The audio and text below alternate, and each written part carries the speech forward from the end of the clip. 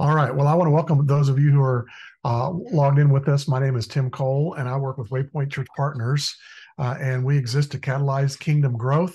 We do that by starting new churches in the Mid-Atlantic region of Maryland, Virginia, North and South Carolina, but also partnering with churches to help them get on mission and stay on mission. And we just envision an ever-increasing number of churches and leaders that are thriving in our region. And so we try and be a legit partner with our partnering churches and their leaders to help them do their part of ministry better. And so this webinar series that we've been doing for almost 6 years now, the Waypoint 55, is intended just for that, is to partner with leaders in the church to help them get their area of ministry to move the needle in that area, whether it's elders, prayer team leaders, mission team leaders, men's and women's ministry leaders, and so on.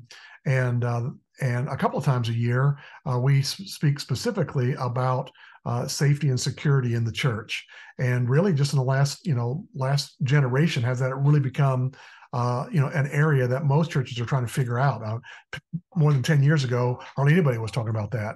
And so we're trying to provide that. And but Waypoint has this webinar. You are our best advertisement for the other webinars that we do for other leaders in your church. And so if you're dealing with children's or safety and security in your church, we're glad that you're here. But we would love to have you invite your friends to see some of the other sessions that we've done in those other areas as well.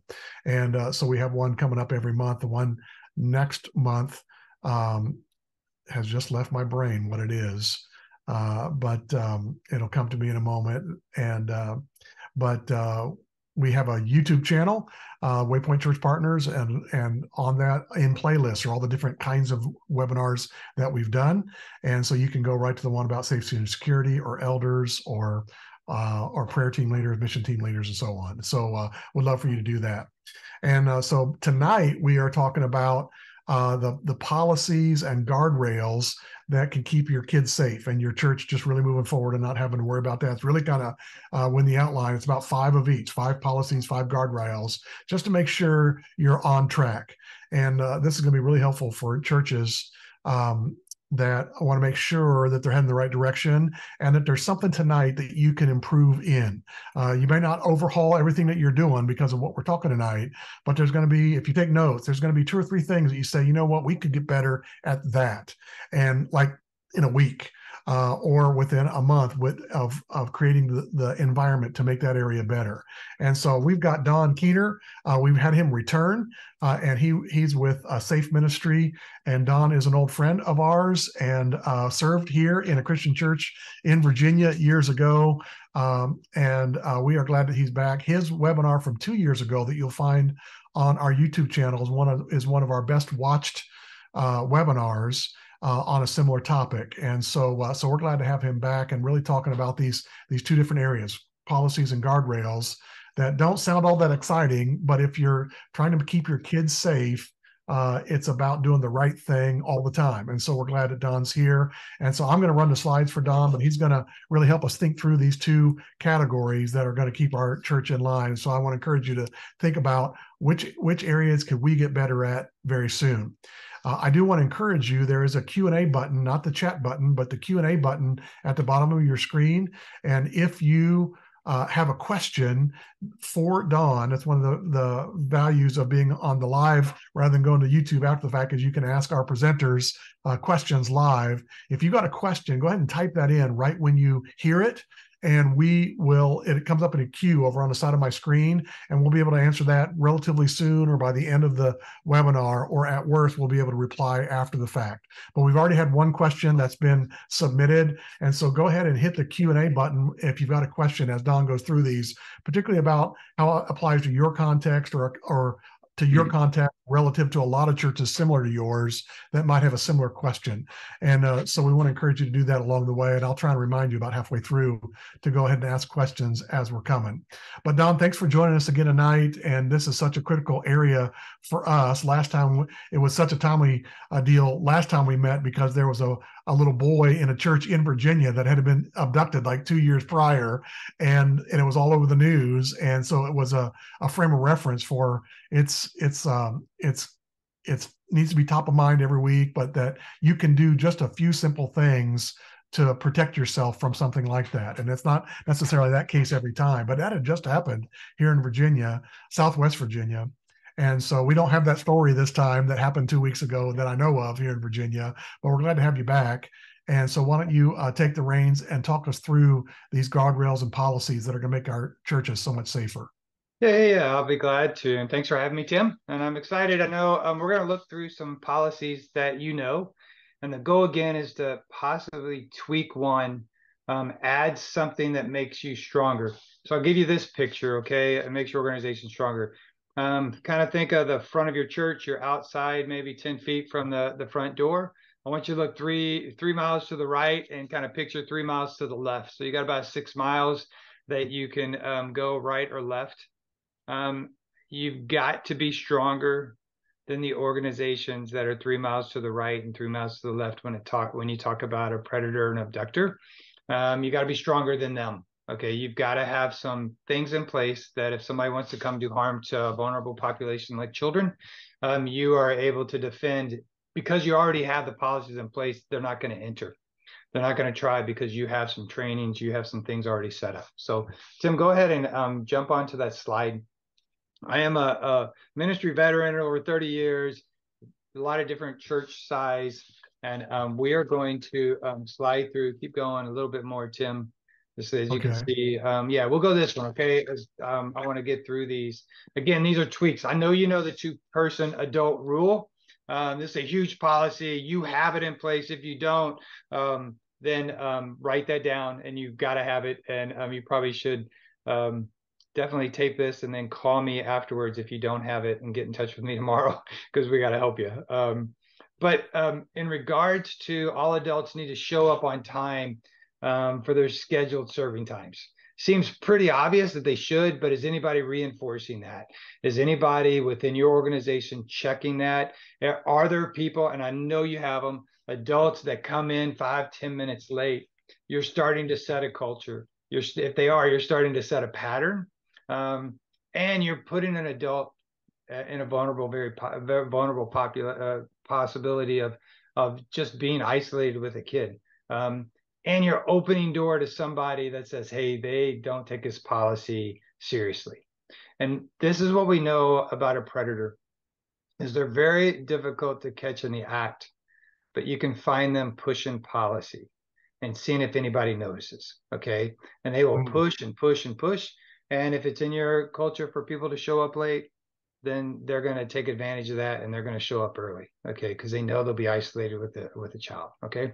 Married couples serving together alone should be considered one adult. Okay. And so you have a husband and wife serving in 4-year-olds.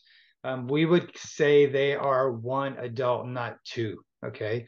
Once you add another adult in there, then you have 3 adults and you can do the ratios. If you have certain ratios you need to meet, a 1-4, 1-5, 1-3, something like that. But a lot of churches will throw a couple in. And the reason we don't encourage this is there's just a lot that married relationships they'll protect. And they may know the oddities of a certain person, their spouse, and they'll just feel, hey, we can. If I'm in there with him, and usually it's a male, I'll make sure he doesn't hurt a kid, or I'll make sure he doesn't get alone. We would just advise you've got to have. If there's 2 couples, are considered one. Okay, and then a youth under 18 can be counted in a ratio if only serving with 2 or more adults. Okay, so a lot of times what we find is you put a 16-year-old girl in with another person and another adult, and you consider them as 2 adults. And we would say this isn't best practice because of just the pressure that's on that 16-year-old. Are they going to notice your policies being pushed? Do they know your policies? And I know there's some sharp 15, 16, 17-year-olds. However, we just feel in the research we've done, they're not probably going to speak up. They can be easily intimidated if somebody is in there and they are doing some things that are questionable. Are they going to recognize it or are they going to speak up? Okay. So very basic. I know this, so we'll get a little bit deeper on some others and possibly challenge you. But the two adult rule, just don't compromise from that. Have them show up on time. Make sure you're pushing that they show up on time, and then you've got to do the due diligence of how many adults are in a room and are they married. Okay. Yeah, Don, let me interrupt you. That was the question that was already typed in. Is if you got a two adult rule in place, what measures can a church take if they can't meet their ratios and they can't get two adults or non-married adults in the room uh, without what's the alternative if they can't do that is the I would question. say, yeah, I would say you've got to have a plan in place when adults don't show up. Okay, or um, you can't fulfill that policy, and so and that an acceptable one would be you close that room and say, hey, we can't take children at this point, or you possibly could incorporate an older age group. If it was a first through third grade and a fourth through sixth grade, or and combine some classes so that you get a healthier ratio. And no, it's not ideal for that Sunday, but we're not going to allow an adult to be in just with all first graders or with fourth graders, especially our 4-year-olds, especially with the younger children. However, any age child that's isolated with an adult is not healthy. And so Yeah. you need to reframe. I would say you need to reframe how you share why you can't why they can't open this classroom because we only have one adult.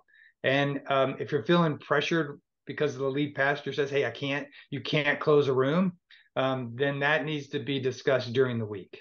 It does. And that probably needs to get the leaders in the room, Tim, to be able to go, hey, we're putting vulnerable children at risk. And you're eventually going to probably stop some evangelism in the realm of like, if I know my child's not safe, or you're not taking the best interest of my child when they were smaller, man, I'm not going to willingly put them in your hands to take care of them, right? And so it's that balance of going, hey, we want to keep your child safe, and we want you to we want to be able to teach them and take care of them, but we can't at this Sunday because of we don't have a person. Churches that are growing and have a lot of young families do the same thing, but they use it as momentum. So they will rephrase it and say, "Hey, we are maxed out this Sunday, and we're sorry. And we planned, but we didn't realize that this many families were coming.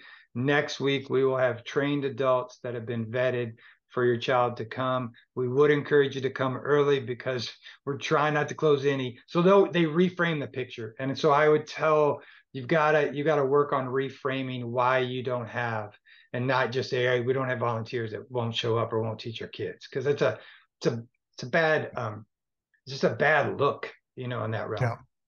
No, it's a safety issue, not a training issue. Right. It is, but we want to keep your kids safe. It's not that we don't have enough volunteers today. And it's the same message, but one is you haven't worked to train them versus we want to keep your kids safe. And so we've got to keep our ratios correct. And I think the parents will be patient with you if they understand the what you're sharing. If the story you're sharing to say, hey, this is about safety, not about our lack of volunteers. We've got to get more vetted and good volunteers, but we want to keep your child safe. I think parents will be patient there, right? To go, hey, I want you to keep my kids safe too. We'll take them into the service with us. Yeah. Well, and I love that you put the stuff about the first point there about being on time, because a lot of churches, my wife and I actually went to a church of about 600 several years ago. And at that point, our son was third grade, and we went back to drop him in a kid's class, no adult anywhere, and 20 kids running around a classroom. And my wife asked, "Is there somebody here that's your teacher?" And they thought we thought you were the teacher, And so she stayed back with them for like 15 minutes for the teacher showed up. So then we came back to the same church 6 months later, exact same thing. And it's like, so someone's going to figure out these kids are unsupervised for a significant amount of time. And that's just a bad look for so many reasons. Yeah, we talk a lot. I don't mention it here as much, but when we do live settings and trainings, and some of our leadership talk about culture. And culture is something that you feel, Tim, and you and your wife went into a church and you realized, wow, there's no adult here. However, it did not feel safe, right, for your child to go, who's supervising this? Well, Mhm. somebody that wants to do harm with children, they can spot that quickly. I mean, Yeah. it is, and they know it, and they'll start the grooming process, and they'll start maneuvering to where they will be that one person that is teaching those kids, and you'll willingly accept them, okay, because they're there and they're willing, right, and they feel it, and so if you can set up, hey, we got standards here, this will not happen, you're going to push them 3 miles down the road to another organization, and they'll because they want that they're looking for the easiest like window to get through. They're looking for the easy access. And if you can set some things up to go, hey, it's not going to be easy for you to hurt a child here. Yeah. All right. Let's go to Well, the that was one question. So if you've got another question for Don as we go, please hit the Q&A button. But Don, we'll go to the next one. All There right. you go. So this is one that is a tweak on the two adult policy. Okay. And we highly recommend this that adult female are bathroom and changing rule only. So it's a two adult female. And if you have a female and male taking children to the bathroom, then it's only the female that goes in. Okay. So what you're trying to do is eliminate isolation, period, between an adult and a child, but we know there's going to be some circumstances where there may be some isolated events that happen, and the bathroom and a changing table is definitely a place for that to happen. And so we would really encourage that only females go into that bathroom. You have some stall policy, you have a door that's open, have all those policies, but only female, and then only females are changing diapers. Most men, I feel, will go, yes, I like that rule. Like I do not want to change somebody else's, some other kid's diaper. And so we would just push that you have, the female doing that in regards to the changing in the bathroom. And the reason we say that is you're leveraging the percentages for your organizations. For your organization, we know that 86 to 95% of predators that harm children that are 6 and under are male. Okay. And so when you do the percentages, you're leveraging the percentages on your organization side by just eliminating that chance that somebody could be a male could be isolated with a child in a bathroom or changing a diaper. Okay. And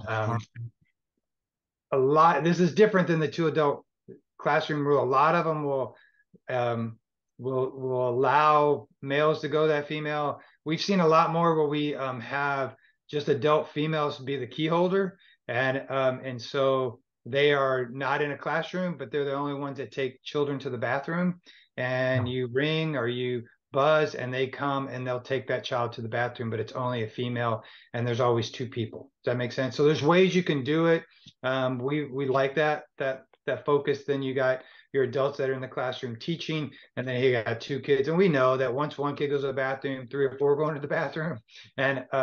And so having like a key holder or somebody that says, hey, that's my role. If I get buzzed, then I go to door, classroom two, or whatever the room number is, and they go in there and do that. But we're just trying to help you leverage the percentages on your organization's favor. All right. Okay. Let's know if you got any questions, but we'll keep moving along. Yeah, so child check-in and check-out process. All children will be checked in and released using a check-in and check-out process. This can be automated. This can be, it can be automated, but it doesn't have to be. You don't have to spend a lot of money on it. You just got to have a process, and then you've got to test that process. And this is where we've experienced is in a culture where the church feels like, hey, yeah, we know everyone. They will be laxed on the check-in, check-out process, and they will just do word of mouth. Okay, those, oh, I know Tim, and that's his grandson. Great, yeah, I'll take him.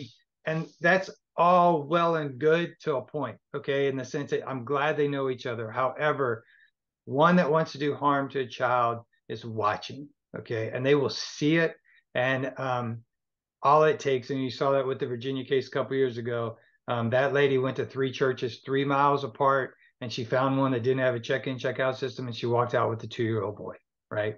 And so if they just would have had stickers, that would have stopped, okay? Because she said, hey, I'm picking up my grandson. She didn't know her grandson's name. She didn't have a sticker. They let her go. She walked out, and 24 hours later, luckily he was found safe, right? Man, that's an awful process. That's very, very doable and does not cost a huge amount of money to do. And then we would encourage you to test the process. So I think I saw on here that there are some children's leaders in here.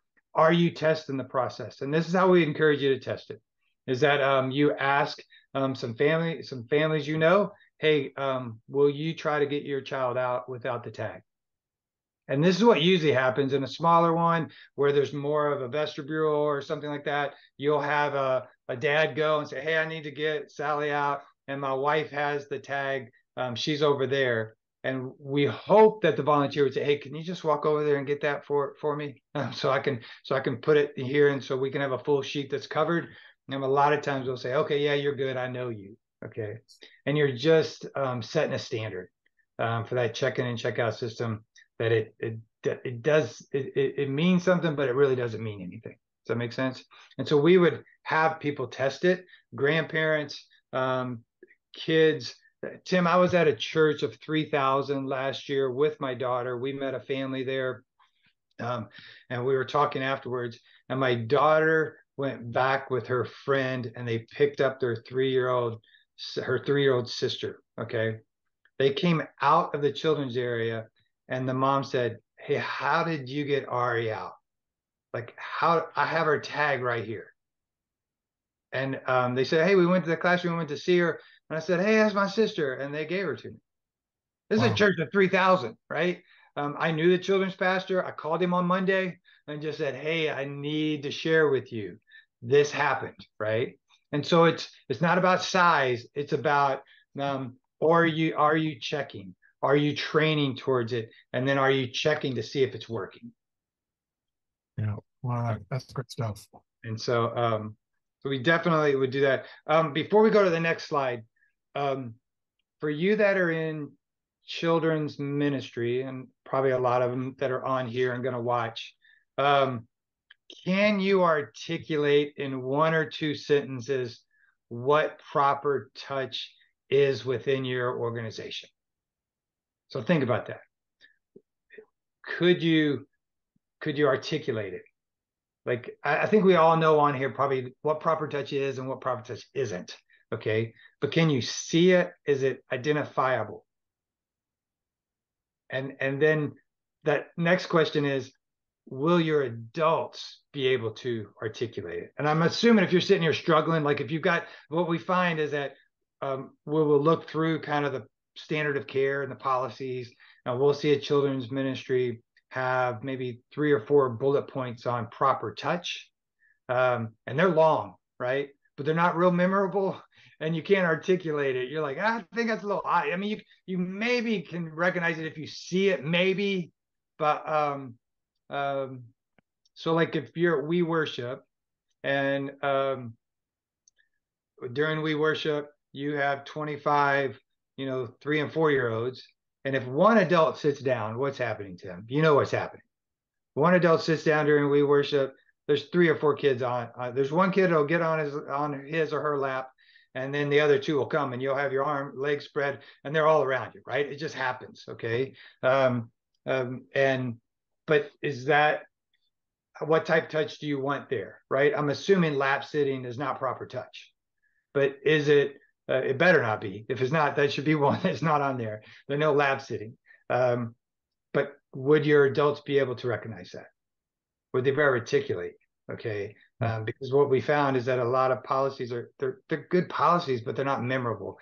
And proper touch is one that has to be memorable. So go ahead and go to that next slide. All right. That's my first point, is that you have to make it memorable and then make it visible. So posters, words, when they come into the door, is there anything that says, hey, we just want you to know that this is what proper touch is? This is what we need you to do. So the best one, this is probably the best one I've seen, is that this one church has high five, fist bump, pat on the back, side hug. That's the only proper touch they want for their adult leaders to, and that's all the way from high school to 2-year-olds. Okay. And that's doable. And it's very easy to articulate, to see, to know when it's being broken, right? There's no if, and buts. If you're like, why does he have 3 kids on his lap at We Worship when pat on the back, side hug, high five, fist bump is the only touch we should have? That person should have those kids next to them and patting them on the back and comforting them, right? And granted, if they did not know that, then you tell them and they do that. Now, if they keep repeating, then that would be some possibly flags and of red flags of grooming. However, you've got to make this memorable for your adult leaders. And I understand it. You've got adult leaders that only work maybe 1 Sunday a month, right? Or 2 Sundays that they come in and they're in. Can you make it memorable for them to know? Does that make sense?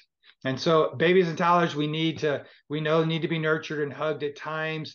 Go do that, right? We would rely mainly on women doing that.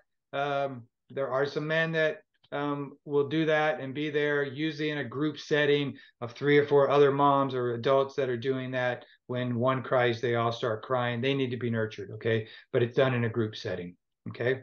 So I just find a lot of organizations aren't able to articulate what proper touch is. Yeah, that's really good. All right, again, ask questions. I'm going to jump out and make sure I can see the question Q&A button. But if you got questions, please let us know. Let me go back there then. All right, there we go. Okay. So the second policy, this is our last policy, then we'll go to some guardrails. And it's not really, we know it's a truth in the sense of that we cannot have children isolated with adults that are not their own parents, right? Our family members. We know we can't have that within our organization, but do we think isolation? Okay. Do we look before, during, and after ministry times? Are we assessing, hey, are there times when children could be isolated with adults that are not their own due to how we've changed things, due to rooms we've opened up and not closed down, okay? And so when you're looking at, and this is the hard part with in children's ministry, you got to think isolation and go, hey, we don't want any child to be isolated. However, it's probably not going to be the children's leader that is the one doing the assessing if people are being isolated. Are there times when, hey, these people are getting here at 8 o'clock and from 8 to 8:30, really it's kids everywhere and 2 or 3 adults? Is that the type culture we want?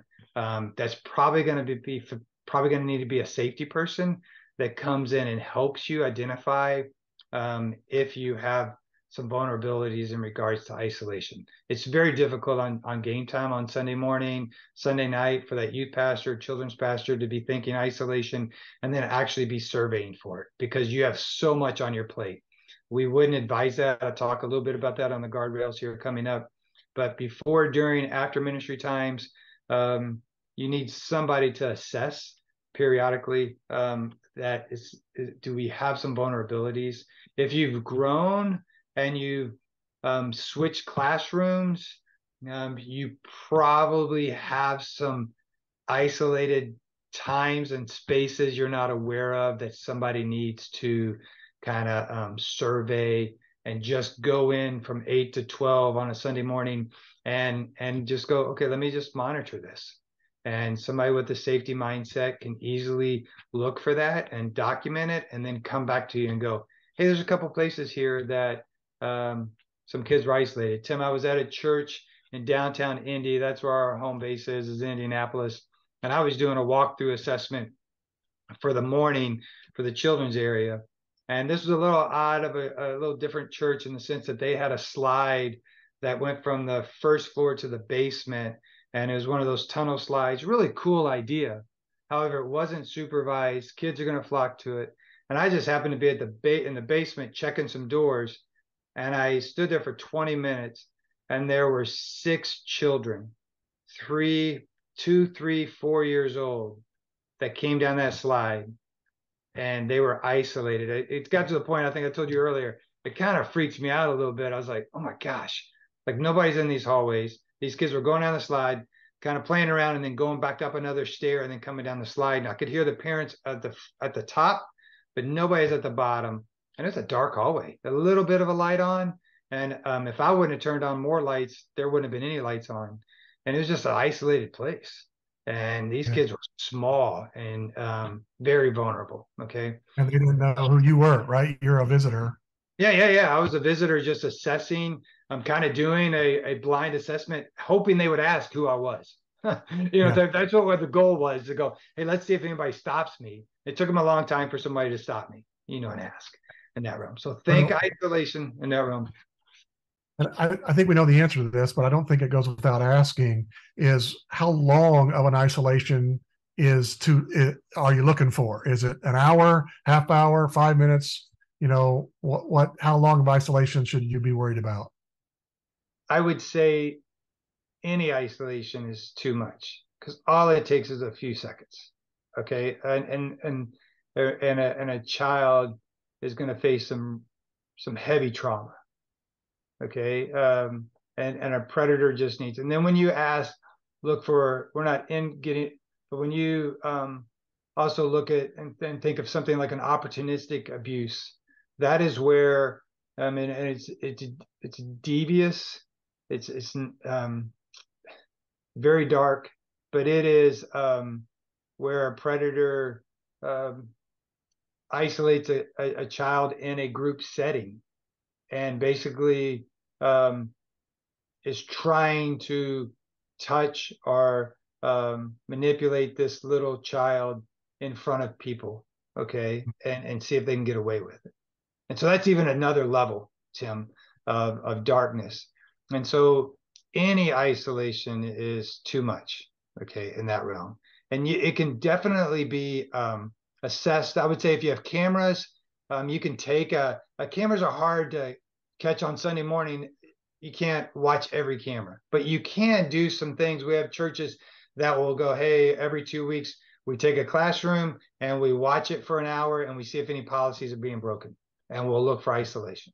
So you can do some due diligence during the week, and help yourself out just to kind of check and see, like, hey, do we need to train towards this standard of care? Because we're seeing some things that nobody was doing it on purpose. We just need to reinforce this policy a little better. Yeah. Okay. Well, we can speak to that, and I want to keep moving along. But the last church that I pastored, we got the security camera system, and we could have bought, the system with 8 or 16. And I said, let's get the 16, and so we set them up every angle. And then we had the monitor out by the children's check-in area, and it took a while to train them this, but I wanted the monitor with all the little 16 screens to where they could be seen, not kind of hidden back behind, because I wanted everybody to know we're watching, right? And so I didn't mind, you could see down the hallways or or wherever. And it took a while I kept having to go around and kind of turn that monitor around so it could be seen by the volunteers and the parents. Yeah.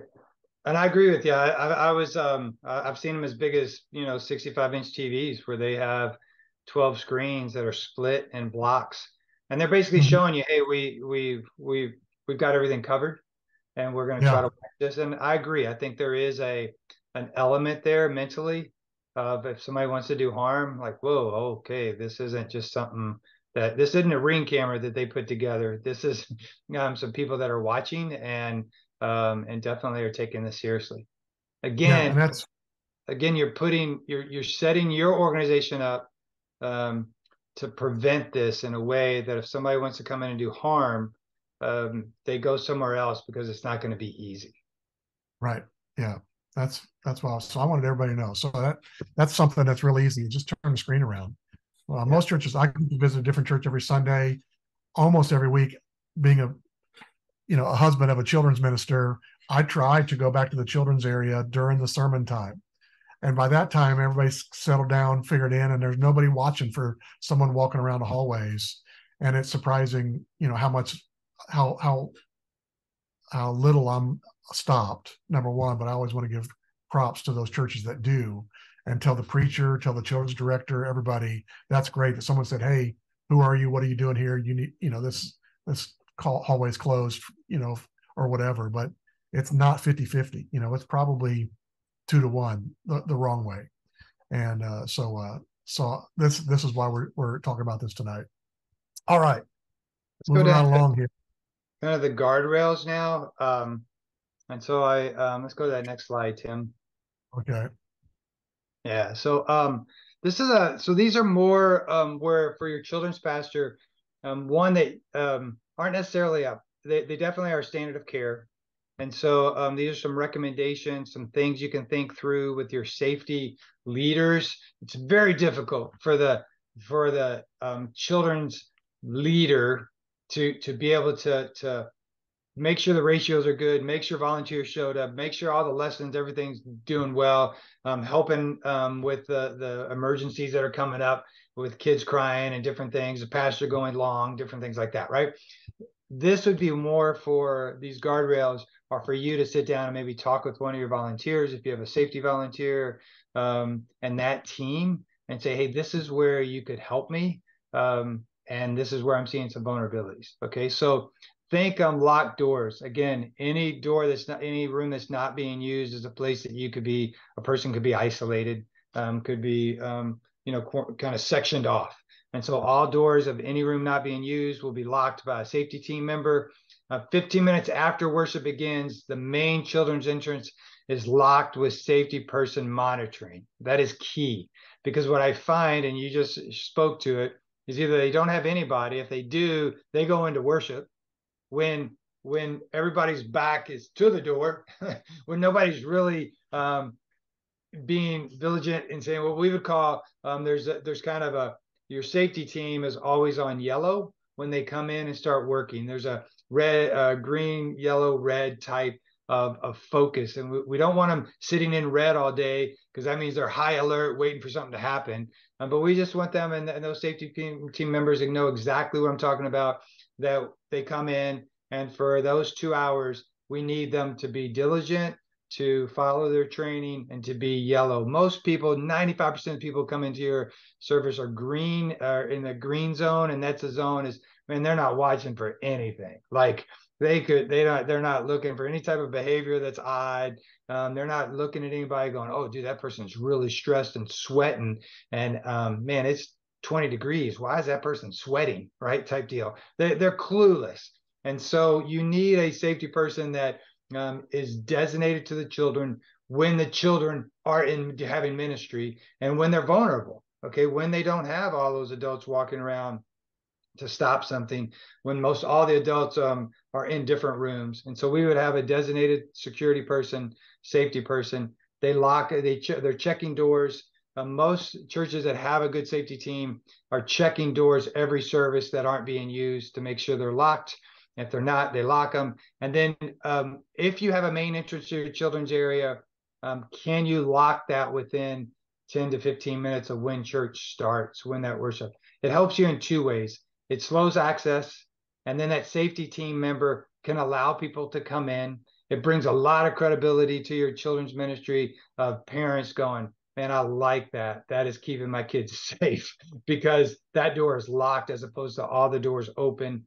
And you have a safety person monitoring. Do not put that on the children's pastor to be the teacher, to be the trainer of volunteers, and now head of security. Okay. And that happens a lot more than that.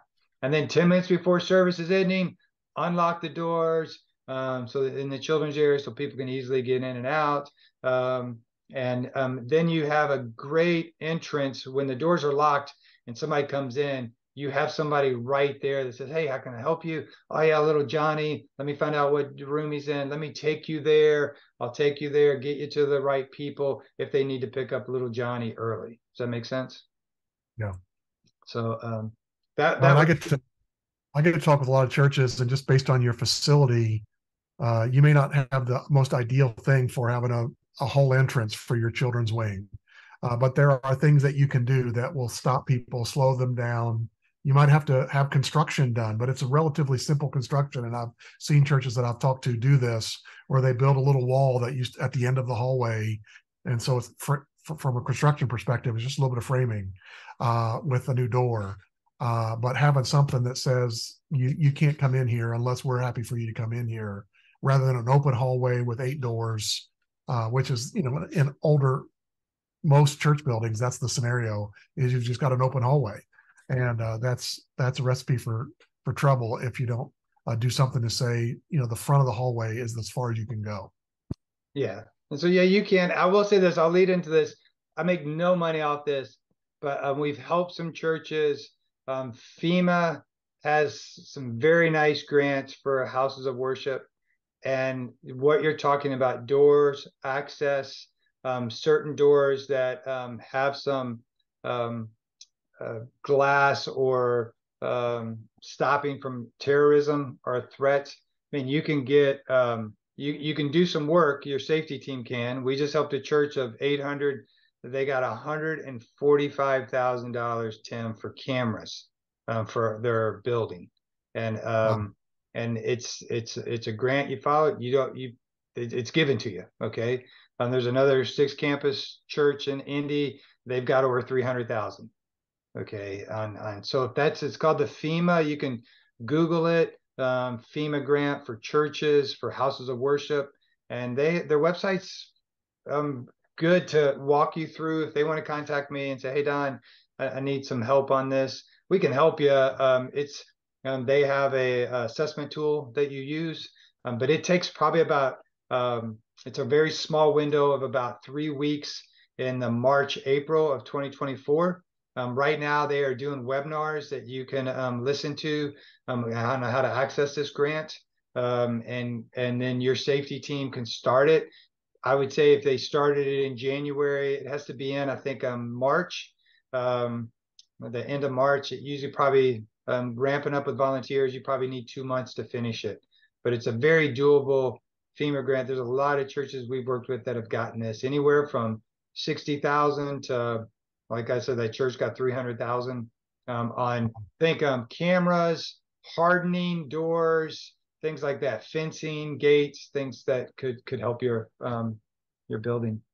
All right, let's keep moving on. Watch our time. So Yeah, let's yeah, yeah. move. I'm gonna go through. This one is one that is a sign that a safety team member is assigned to the children's. I don't want to be redundant, but it kind of talked about on that second one, is assigned to the children and student area during ministry hours. I don't see very much in a safety team member on Sunday nights. Usually that youth ministers got the building to themselves. We would encourage that there's somebody there more for when people drop in, to help that. If you can build your team up to where you have access when Wednesday night there's a women's ministry, that you have a safety team person there when the evening, when there's ministry, not just children. But we would start with children and youth first. And then that safety team leader will be wearing the proper credentials for easy identification. That's for you and your adults, but it's also for them to know, okay, hey, there's somebody here that's going to be here to protect these kids and talk to you if you need anything. So if you're a children's pastor and you do not have a safety team member, that is, I would definitely talk to my safety team and ask, hey, can we get somebody or work towards it to where we have somebody that's designated, or people that are designated when we're on, that I can start working with to keep kids safe. Okay. I think that's a great application. I really haven't thought through, Don, is having a safety team person there for Sunday night, Wednesday night youth group, as much as Sunday morning. But I mean, man, I was in youth ministry for 8 years, Tim, and where we were at in Indy, man, I would have people come in, looking for help, looking for a ride. Luckily, I had some very large adult males as youth sponsors and stuff that we would say, hey, you can't be here. You got to sit here and we'll work with you. But we've got a couple hundred high school students we're ministering to right now. It just was odd, right? When you're trying to do ministry and then all of a sudden have maybe an emergency that's legit or one that's not, somebody else being available to take care of that is a huge help. Okay. And it probably needs to be a safety team person. And the goal would be you're never needed. But the one time you are, you're there and you're there to prevent anything that could be odd from happening. Yeah, that's right. Well, and most 98% of our focus is Sunday morning. And so to think about any other time ministry happening in the building. All right. Next one. Okay. So this one is think isolation, but I told you to have somebody there be looking, but we'd also encourage an isolation audit. And this is what this is a couple times a year that somebody, when it's game time from 8 to 12, is walking that building for your children and your youth. I just had a conversation with a church down in Louisiana where they had a 25-year-old female that was kissing a 15-year-old boy on a Sunday night in ministry just last weekend. Okay. Wow. And so we're walking them through on what the proper steps is that they need to take to mandate report, but also just some other things that were going on that they kind of sought some counsel from us, and our team kind of helped them through some things. But they were in an isolated place within their building in a room that wasn't locked, that should have been locked. So I mean, just things that if they just would have had some things in place, it would have been much more difficult in that realm. And so we would advise if you are think growth, if you've grown, if you've moved rooms, if you changed where your children's meet from downstairs to upstairs to 2 floors, whatever. If you haven't done one in regards to having somebody just walk through when it's game time, you're going to have vulnerabilities. And we would say at least 1 time a year, but possibly 2 that you're constantly checking. If you got any growth, you're going to add rooms, and then that's going to bring vulnerabilities and variables that you're just not thinking through as well as you should, because it's game time and you got to have those rooms met. And so just having somebody on that safety team work with you, as you can tell, we try to help children's pastors embrace that safety and get to know them, and so that they can work together. Okay. Yeah. Right. Okay. And then standard of care. We have a fabulous child sexual abuse prevention training that has all boots on the ground. That's on a learning boots on the ground trainers, a sexual abuse survivor, a children's pastor. That's one way to train, is through a learning management system, or churches will send 3, 4, 5-minute videos.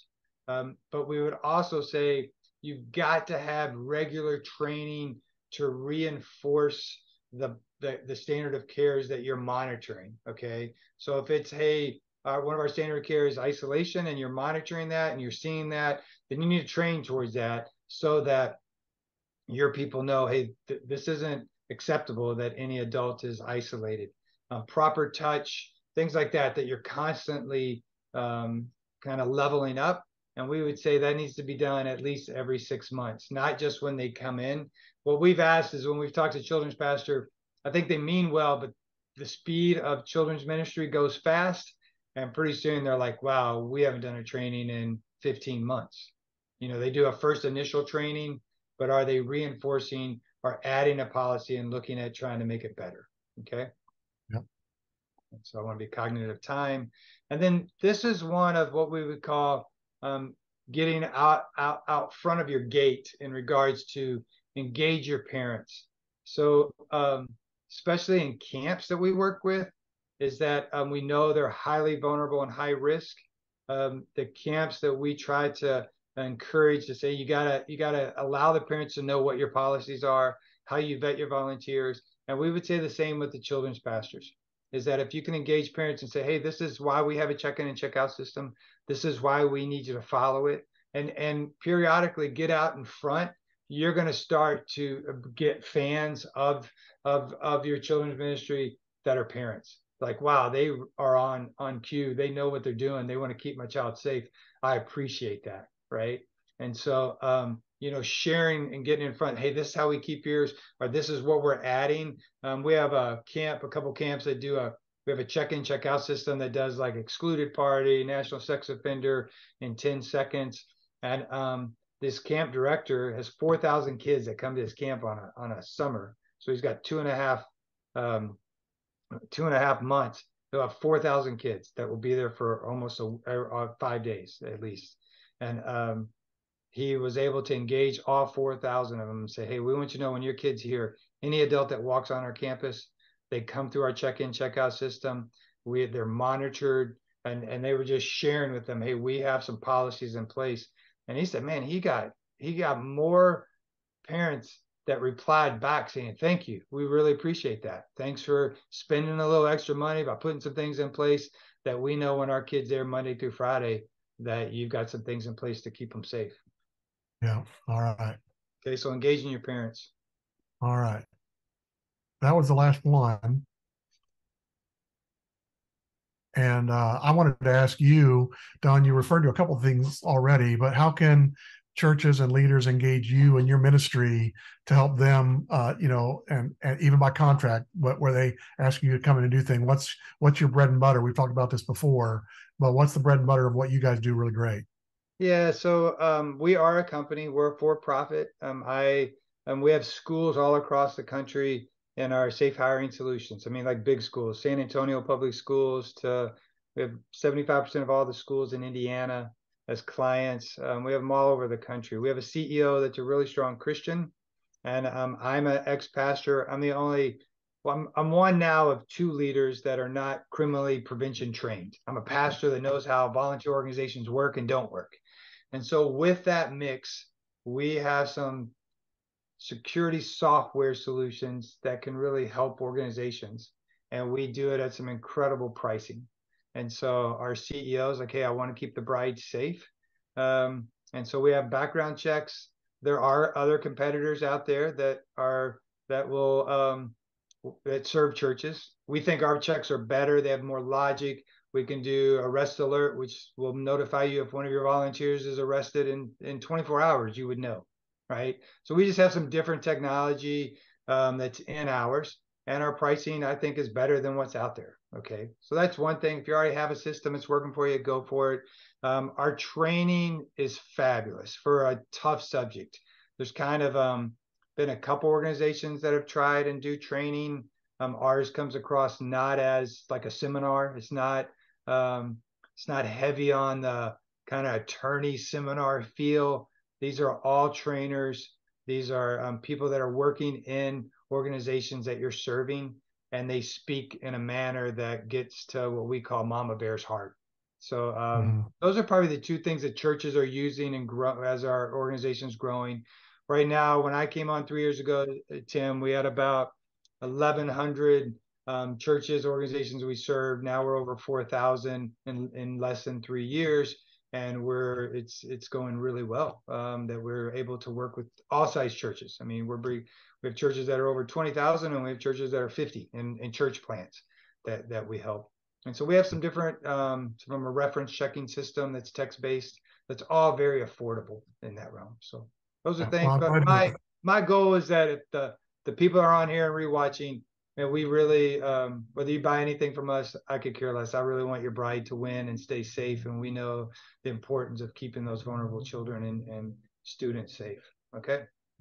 Well, I'm happy for them to contact you if they're interested in the reference check and security checks and all those, because every church needs to be doing that. If they're not doing that, they need to call you, number one. If they're already doing it with someone else, they might do a comparison so they can check out. So what's the website that they can check you out at? Yeah, so they can Google Safe Ministry Solutions. That will come up. Our parent company, we're powered by Safe Hiring Solutions, so they can go to Safe Hiring Solutions, Safe Ministry Solutions. They can look at it's called the Learning Zone, is our learning management systems. We have a few different names and products that are out there, but I would say Safe Ministry Solutions will get there. They can Google it. All right, super. Well, Don, thanks for joining us for our webinar tonight. This is great stuff. And so we're glad that you're able to join us. Glad for the work that you do and your company does to keep churches safe and secure so they can do what people can be in the green zone in church, because you've got people in the yellow zone, right? That you've got people that are monitoring so that people can just sit there and listen to the word of God being preached and not have to worry about anything else. So thanks for that. I did remember our next couple of webinars, and I want to tell you one those who are joining us tonight about the in-person thing that's coming up for Waypoint. Our next two webinars next month, we've got one for how to maximize a short sabbatical. not a 13, 17-week sabbatical, but a 2 to 4 week sabbatical. How can you leverage that so it really works for you? So that's anybody in ministry that would be given a sabbatical by their leadership. And then in January, we've got another webinar coming up. It's about how to prep for a capital campaign. And so our friend in the region that does capital campaigns for a living, these are all the questions he wishes church would have asked 2 or 3 years ago before they call him. And so how do you get ready for a capital campaign? So those are 2 good webinars that are coming up. Our in-person one, I do have one slide. Let me share the screen here. And we have, let's see, there we go. Coming up in just a couple of weeks is the one-day event in Raleigh for the discipleship.org about disciple making and having engineering and disciple making culture in your church. And the night before that, because it starts at 8 a.m. on Thursday, the night before, we're hosting a summit just of Waypoint people in the same building at Devoted City Church, one of our great partnering churches in the region. And we're having a dinner, and 2 of our church planters talking about how they're engineering discipleship culture in their church. And so if you're in the region, we want to invite you to come to the all day with discipleship.org on Thursday, November 30th. But we'd love for you to come early the night before, have dinner. It's all you can eat Moe's in a buffet line. You can't beat that. And then talk about and roundtables on what you're doing at your church to really facilitate disciple making happening in a better way. So we hope to see you then. We hope to see you on another webinar coming up. So please stay tuned via the email of what upcoming webinars that you can join us with. And Don, thanks again for joining us tonight. This is great stuff.